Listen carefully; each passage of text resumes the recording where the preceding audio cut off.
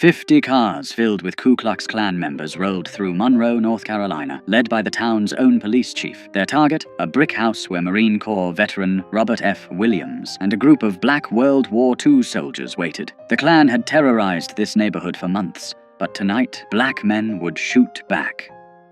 Monroe, North Carolina sat 30 miles southeast of Charlotte, a small textile town of 12,000 people where cotton mills provided jobs and Jim Crow provided the rules. The railroad tracks divided white from black, prosperity from poverty, safety from terror. On one side lived the people who ran the town, on the other lived the people who kept it running, cooking in white kitchens, cleaning white homes, working white-owned factories for a fraction of white wages. Robert Franklin Williams arrived back in Monroe in 1955, though calling it an arrival suggests he'd been welcome somewhere else. Born in this town on February 26, 1925, he'd grown up hearing stories from his grandmother, a former slave who'd given him his grandfather's rifle and told him what it meant to survive in a place that wanted you dead. His grandfather had been a Republican organizer during Reconstruction, publishing a newspaper called The People's Voice, until white violence made him choose between his voice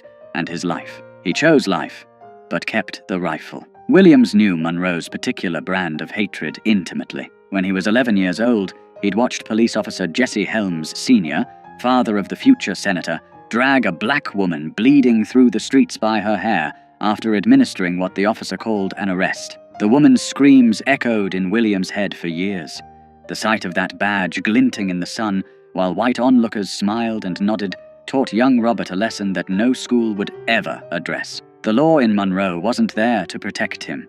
It was there to remind him of his place. He'd tried to escape that place. During World War II, Williams migrated north like hundreds of thousands of other black Southerners, finding work in Detroit's auto factories. He was there in 1943 when white mobs stormed through black neighborhoods, killing dozens. He fought back then, young and angry, learning that Northern freedom was just Southern oppression with better lighting. In 1944, he was drafted into the Army, serving until 1946. Then he joined the Marines, 1954 to 1955, where he learned discipline, marksmanship, and the bitter irony of defending a country that wouldn't defend him. When he returned to Monroe in 1955, he found the local National Association for the Advancement of Colored People chapter gasping its last breath. 6 members remained, from what had once been a thriving organization. The others had been fired from jobs, threatened, beaten, driven out. Southern states were systematically destroying the NAACP, branding it communist, outlawing it where they could. In Monroe, simply attending a meeting could cost you everything. Williams started recruiting, not from the middle-class teachers and preachers who typically led NAACP chapters. He went to the factories, the farms, the unemployed men standing on corners. Most importantly, he went to the veterans, men who'd seen combat, who'd been trained to fight, who'd tasted just enough equality in uniform to make segregation unbearable when they came home. Men like Dr. Albert Perry. Dr. Albert E. Perry was everything Monroe's white establishment wanted to deny could exist. A black man with a medical degree, a veteran, a practicing physician at the local hospital. He bought a nice brick house, drove a decent car, and had the audacity to act like he deserved respect. Williams made him vice president of the Monroe NAACP. Together, they set about picking fights the previous leadership would never have dared to start. Their first victory came quiet. In 1956, they integrated the public library. White Monroe barely noticed because white Monroe barely used the library, but Williams and Perry noticed. They'd proven that pressure worked, that the system could be moved, so they picked a target that mattered more, the swimming pool. In the summer of 1957, 2 black children drowned in a creek. There was nowhere else for them to swim. Monroe's public pool, built with federal tax dollars that black families paid just like white families, was reserved exclusively for white residents. Black children had to make do with unsupervised creeks, muddy rivers, and the consequences that came with them. 2 children went under and didn't come up. Their names were lost to history, but their deaths sparked something that wouldn't be forgotten. Williams went to the city council with a reasonable request. Open the pool to black children 1 day a week, just 1 day. The council's response was a masterclass in creative racism. Draining and refilling the pool after black people used it, they explained with straight faces, would simply be too expensive. Segregation, they suggested, was an economic necessity. Williams had a different analysis. Standing before the council, he delivered a line that cut through Monroe's polite racism like a blade. "Segregation," he said, "is a luxury that Monroe cannot afford." He organized picket lines. 8 people at first, standing at the pool gates, silent, peaceful, exactly the kind of protest that Martin Luther King Jr. was preaching across the South. And Monroe responded the way Monroe always responded, with violence. Shots rang out at the picket lines. No one was arrested. Law enforcement officers stood by and watched. The message was clear. You can protest all you want, but when the bullets fly, you're on your own. That's when the Ku Klux Klan got involved. The Klan in Monroe wasn't some fringe element hiding in the shadows. In a town of 12,000 people, the press estimated 7,500 Klan members and supporters, more than half the town. They held massive rallies where thousands gathered in their robes and hoods, listening to speakers promise to keep Monroe pure, to keep the races separate, to handle these uppity agitators who thought they deserved to swim in white water. Leading these rallies was James William Catfish Cole, a South Carolina Klan organizer who'd made Monroe his personal project. Cole was the Klan's regional heavyweight, a man who commanded respect in white supremacist circles, someone who got things done. He held rallies where he specifically named Williams and Perry, calling them communists, troublemakers, threats to the Southern way of life. Then his followers would pile into their cars and form motorcades. Here's where the institutional betrayal became impossible to ignore. Monroe's police chief, A.A. Morney, didn't try to stop these motorcades. He led them. Squad cars with flashing lights would escort 50, sometimes more, Klan vehicles through Monroe's streets. The procession would wind through town, then head across the railroad tracks into Newtown, the black section, and there they'd drive past specific houses, firing guns into windows, throwing bottles, shouting threats, while the police chief made sure they had safe passage. Dr. Perry's house became a favorite target. Night after night, the motorcade would roll past, and gunfire would erupt. Perry, his wife, his children, huddling inside while bullets punched through walls. He'd call the police.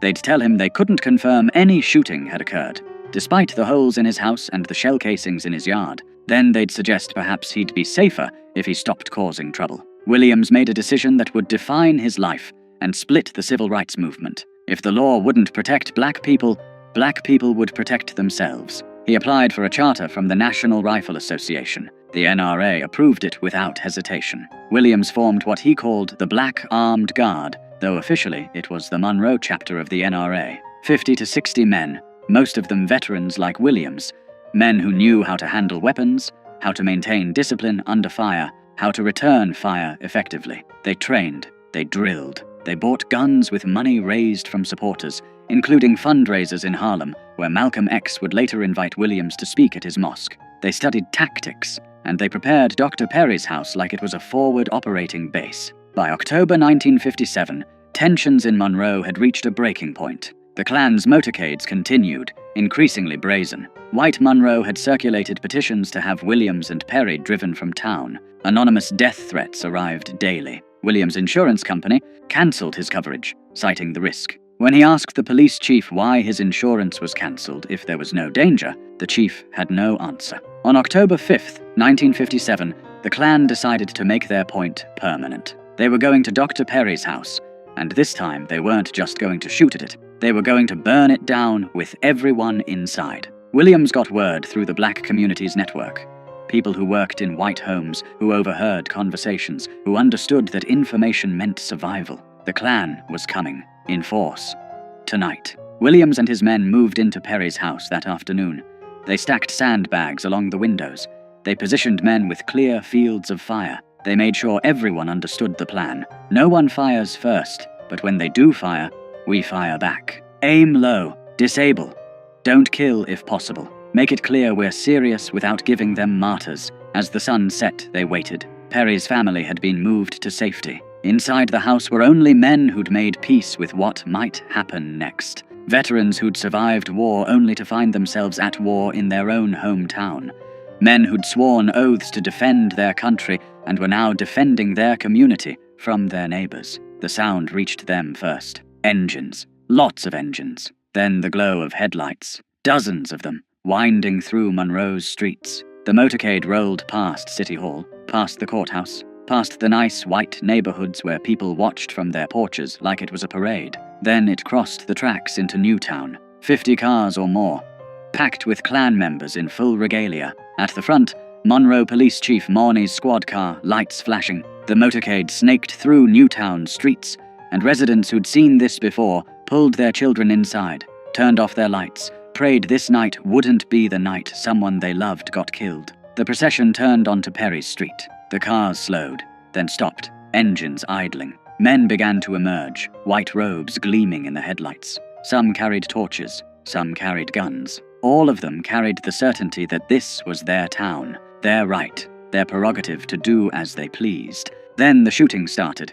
Later, both sides would claim the other fired first. What's certain is that gunfire erupted from the Klan's motorcade, slamming into Perry's house. Bullets shattered windows, punched through the brick, tore through the front door.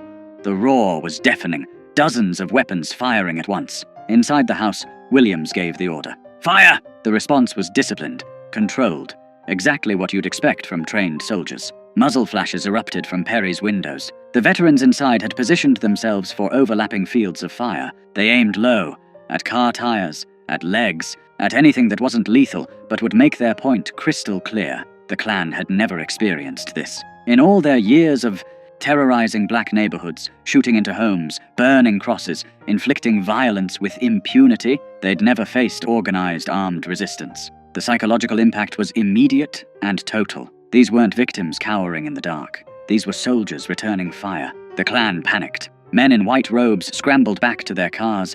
Engines roared to life.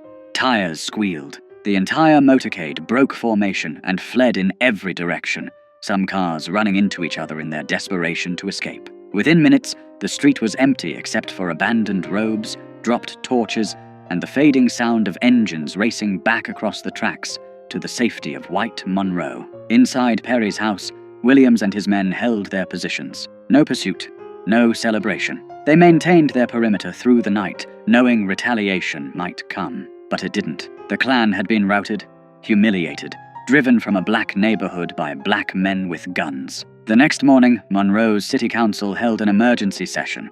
The same council that had said they couldn't afford to let black children swim.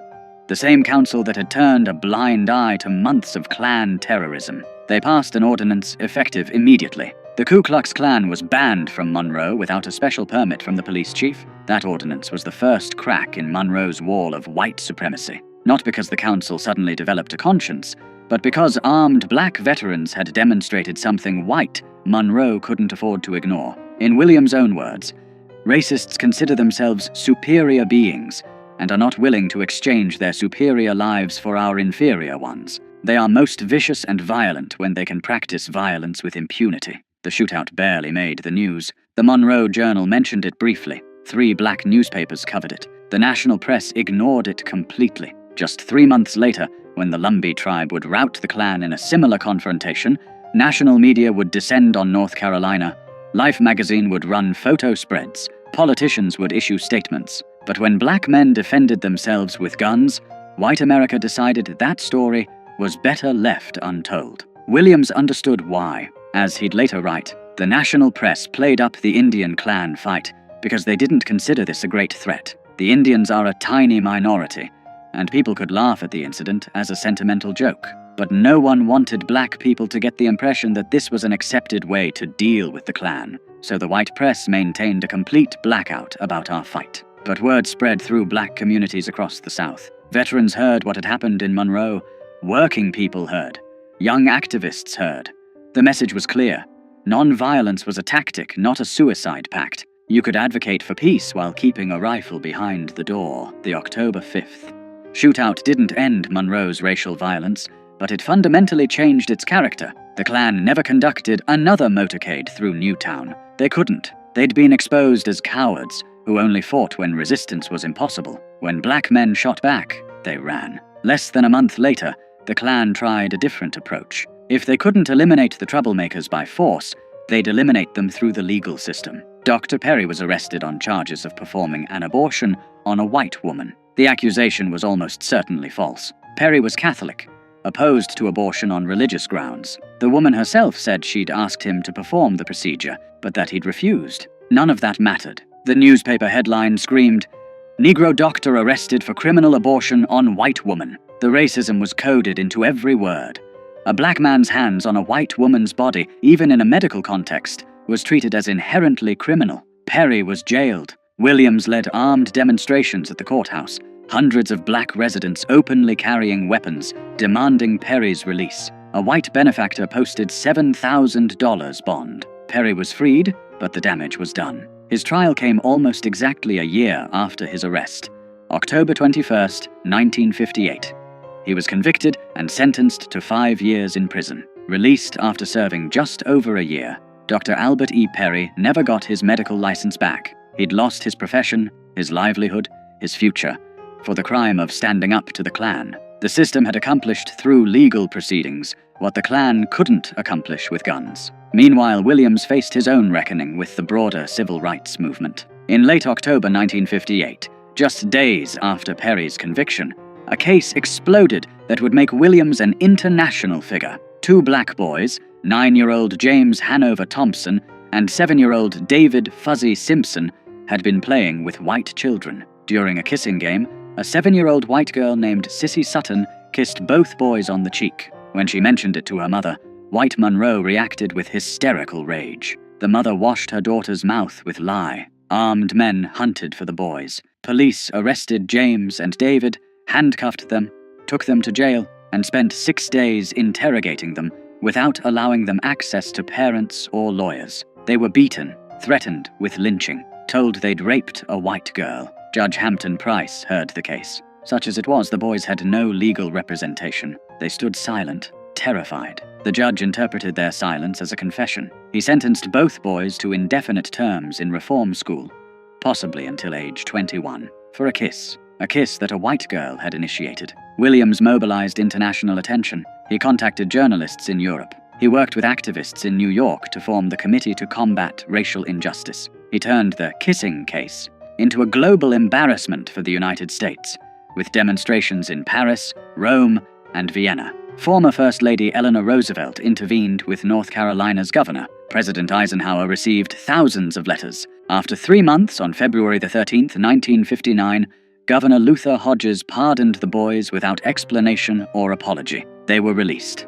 Their lives were destroyed. James Thompson would spend most of his adult life in and out of prison. David Simpson largely disappeared from the record. In 2011 interviews, James's sister Brenda would remember sweeping bullets off their front porch every morning while the Klan burned crosses in their yard. The kissing case made Williams famous, but it also made him a target. Then came the event that would force him into exile. In May 1959, a Monroe court heard the case of Mary Ruth Reed, a 23-year-old black woman who was 8 months pregnant when Louis Medlin, a white man, assaulted her and attempted to rape her. Medlin was charged. The trial was brief. The all-white jury deliberated briefly, not guilty. Williams stood on the courthouse steps as Medlin walked free, and he said something that would end his leadership of the Monroe NAACP. Black women approached him, devastated, asking what they were supposed to do now that white men knew they could assault black women with impunity. Williams told them, "We cannot rely on the law. We must defend ourselves. If it takes violence to get justice, then we must meet violence with violence." The next day, National NAACP head Roy Wilkins called. Williams confirmed he'd made the statement and would repeat it. Within hours, Wilkins suspended Williams from the NAACP for 6 months. The organization Williams had rebuilt from 6 members to hundreds, the chapter that had achieved what no other Southern NAACP chapter had dared attempt, was now too militant, too aggressive, too willing to fight back. Williams didn't stop. He founded a newsletter, The Crusader, continuing his grandfather's tradition of publishing. He continued organizing. In 1961, when Freedom Riders came to Monroe, Williams' armed guards protected them. When white mobs attacked nonviolent demonstrators, Williams' men formed defensive perimeters. Martin Luther King Jr. refused to visit Monroe, specifically because Williams' armed guards were there. The philosophical divide between nonviolence and self-defense had become irreconcilable. On August 27, 1961, violence erupted in Monroe again. Freedom Riders had been demonstrating. white mobs attacked. In the chaos, a white couple from a nearby town, Bruce and Mabel Stegall, drove into Newtown by accident. Residents surrounded their car, thinking it was part of the mob. Williams personally intervened, brought the couple into his own home for protection, kept them safe for 2 hours until tensions cooled and they could leave unharmed. The Steggalls left safely. Then Monroe Police Chief Morney, the same man who'd led KKK motorcades, told Williams, "In 30 minutes, you'll be hanging in the courthouse square." The FBI issued a federal warrant for Williams' arrest on kidnapping charges. The couple he'd protected claimed he'd held them hostage. Williams knew what was coming. Monroe's law enforcement, which had never arrested a single Klansman for terrorizing black neighborhoods, was about to lynch him legally. He and his wife Mabel fled, first to Canada, then to Cuba, then to China. He wouldn't return to the United States until 1969. From exile in Cuba, Williams broadcast Radio Free Dixie, a weekly program featuring jazz, blues, news, and commentary directed at black listeners in the American South. He wrote his book, Negroes with Guns, published in 1962, which would become essential reading for a new generation of activists. Huey Newton and Bobby Seale would cite it as inspiration for the Black Panther Party, the idea that black people had the right to defend themselves with weapons, that armed resistance was a legitimate response to armed oppression.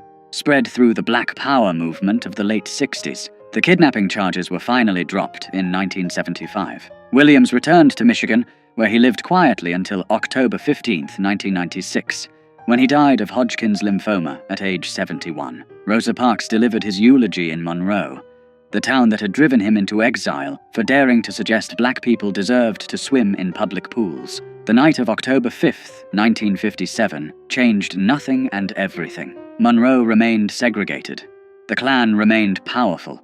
Racism remained the law. But something had shifted. Black men with military training had demonstrated that white supremacist violence wasn't cost-free. They'd shown that victims could become defenders, that terror could be met with resistance, that the oppressed didn't have to die quietly. History tried to forget that night. The civil rights narrative we teach emphasizes non-violence, peaceful protest, moral suasion. We celebrate the bus boycotts and sit-ins, the marches and speeches. We're less comfortable acknowledging that sometimes black people survived because they had guns and knew how to use them, that veterans who'd fought fascism overseas came home and fought it at home, that the Klan stopped terrorizing certain neighborhoods because they knew armed men waited in the darkness. Robert F. Williams never apologized for October 5th. In his book, he wrote, "It has always been an accepted right of Americans, as the history of our Western states proves, that where the law is unable to enforce order, the citizens can and must act in self-defense. We asserted this right,